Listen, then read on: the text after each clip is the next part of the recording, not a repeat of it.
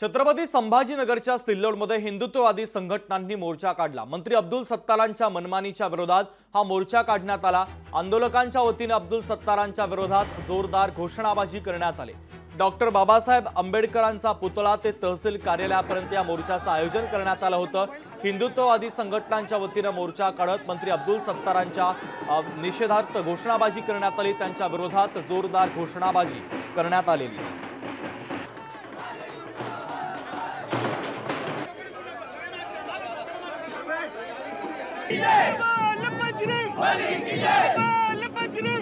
सिल्लोड सोयगाव तालुक्याच्या हिंदू समाजाच्या वतीने आज अब्दुल सत्तार यांच्या विरोधात मोर्चा काढण्यात आलेला आहे।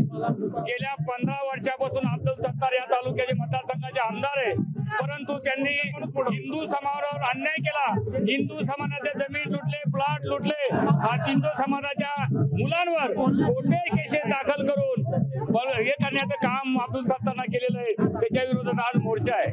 आरक्षणाचा लढा सुरू असताना मुलांना नोकऱ्या मिळाव्यात, मुलांचं आयुष्याचा उद्धार असावा, असा सगळा लढा महाराष्ट्रात सुरू असताना दुसरीकडे सिल्लोड तालुक्याचे आमदार, या जिल्ह्याचे पालकमंत्री विविध जातीतल्या हिंदू तरुणांवर खोटे गुन्हे दाखल करून आपल्या हस्तकांकरवी त्या मुलांचं आयुष्य उद्ध्वस्त करण्याचं काम करीत आहेत। या विरोधात भारतीय जनता पार्टी आणि समस्त हिंदू समाजाच्या वतीनं इथे एल्गार मोर्चा उभारण्यात आलेला आहे। इथल्या हिंदू तरुणांच्या आयुष्याचं उद्ध्वस्तीकरण आम्ही होऊ देणार नाही। इथल्या हिंदू तरुणांना न्याय मिळवून देणार, लोकांच्या जमिनी वाचवणार, त्यासाठी हा महत्त्वाचा लढा आहे। त्यासाठी आजचा हा मोर्चा आहे।